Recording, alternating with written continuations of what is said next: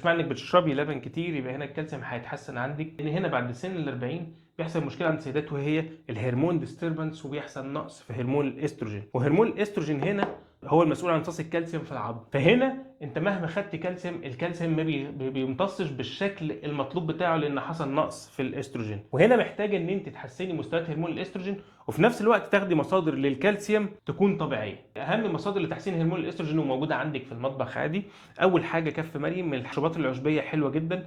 الروزماري ده في كل بيت وبتحط بهارات، بس ناخد كل يوم كوبايه او اتنين. عندك اليانسون وعندك القرفه، بس نحاول يبقى في اليوم من كوبايتين ل3 كوبايات في اليوم. طب هنا بقى ايه اهم مصادر اللي تحسني بيها الكالسيوم في الجسم؟ اول مصدر الشمس، لازم تاخدي شمس لان تعرضك للشمس بيحسن فيتامين د عندك، وده بيحسن من امتصاص الكالسيوم جدا في جسمك. تاني حاجه السمك، حاولي ما يقلش عن مره او مرتين في الاسبوع. تالت حاجه بقى وده مهم جدا السمسم، بس يكون ني. في مكملين مهمين جدا هو زهره الربيع والبلاك كوهش، الاعشاب الجامده جدا انها بتحسن هرمون الاستروجين. لو عايز الاعشاب دي في شكل مكملات اكتب لي في التعليقات كلمه استروجين، هبعت لك اللينك في الرسائل على طول.